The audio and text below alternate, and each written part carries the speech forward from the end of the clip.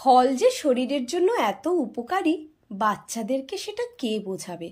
অনেক সময় দেখবেন অনেক বাচ্চারাই ফল খেতে কিন্তু খুব একটা পছন্দ করে না। সেই সব সময় এই রকমভাবে যদি ফল দিয়ে জেল কেক বানিয়ে দেন বাচ্চাদের, তারা কিন্তু সানন্দে খেয়ে নেবে। নমস্কার বন্ধুরা, আমি অপালার রান্নাঘরে আপনাদের সকলকে স্বাগত জানাই। এটা বানানোর জন্য আমি এখানে কয়েকটা ফল নিয়ে নিয়েছি। কমলা লেবু নিয়েছি, কিউই নিয়েছি, আঙুর নিয়েছি, আর নিয়েছি বেদানা। প্রথমেই ফলগুলোকে আমি কেটে নিচ্ছি। আমি এখানে এই ফলগুলো নিয়েছি বলেই যে আপনাদেরও এগুলোই নিতে হবে তার কিন্তু কোনো মানে নেই। আপনারা আপনাদের পছন্দ মতন ফল দিতেই পারেন, তবে কলাটাকে অ্যাভয়েড করার চেষ্টা করবেন, কারণ কলাটা এমনিতেই একটু নরম, তো আরো বেশি কেমন যেন নরম হয়ে যায়।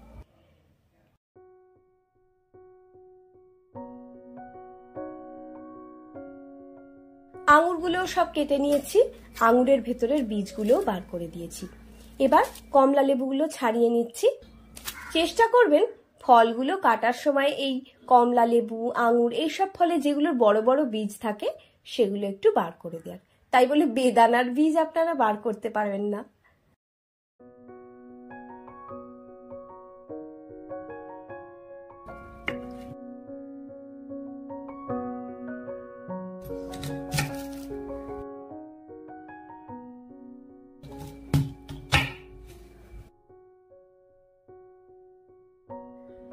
এইভাবে সমস্ত ফলগুলো কেটে আমি নিয়ে নিলাম।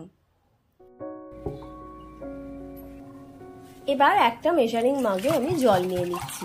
আমি এখানে 500 ml মতন জল নিয়েছি। জলটা একটা সসপ্যানের মধ্যে আমি ঢেলে নিচ্ছি। এবার নিয়ে নিচ্ছি 1/4 কাপ মতো চিনি। মিষ্টিটা আপনারা নিজেদের স্বাদ অনুযায়ী দেবেন। দিয়ে দিলাম 1 টেবিল স্পুনের চেয়ে সামান্য একটু কম আগার পাউডার। এবার এই চিনির সঙ্গে আগার পাউডারটাকে জলের মধ্যে গুলিয়ে নিচ্ছি।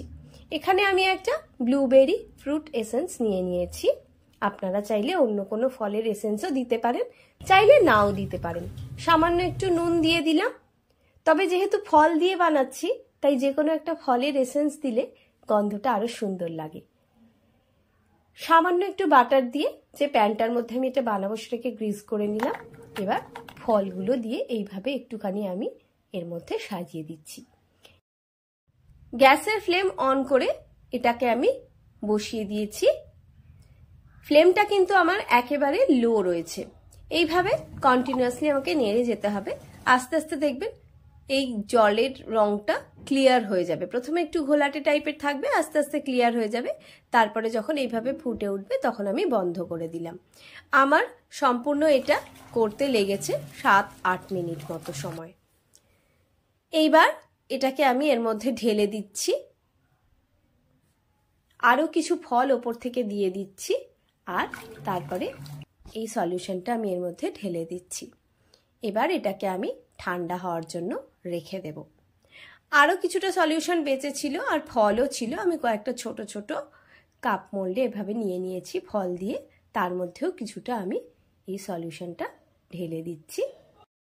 এই সবগুলো এবার আমি ঠান্ডা করে নিচ্ছি।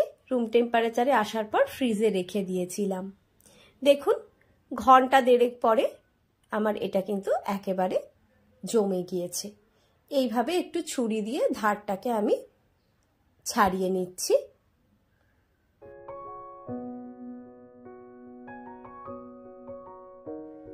এইবার এটাকে আমি বার করে নিচ্ছি।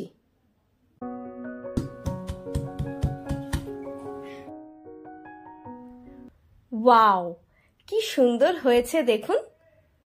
এমন জিনিস যদি বাচ্চাদের দেন তারা কখনো না বলবে না। এবার ছোট ছোট যে মোল্ডগুলোর মধ্যে আমি জমিয়েছিলাম সেগুলোকেও বার করে নিয়েছি। সেগুলো দেখুন এর থেকে আমি আনমোল্ড করে নিচ্ছি। কি সুন্দর জমেছে দেখুন, ছোট্ট ছোট্ট জেলির মতো। রেসিপিটা সম্পূর্ণ দেখার জন্য অনেক ধন্যবাদ। ভিডিওটা যদি আপনাদের ভালো লাগে তাহলে একটা লাইক দিয়ে চ্যানেলটা সাবস্ক্রাইব করার অনুরোধ রইল। সবাই ভালো থাকবেন, সুস্থ থাকবেন। আজ এই পর্যন্তই। টাটা।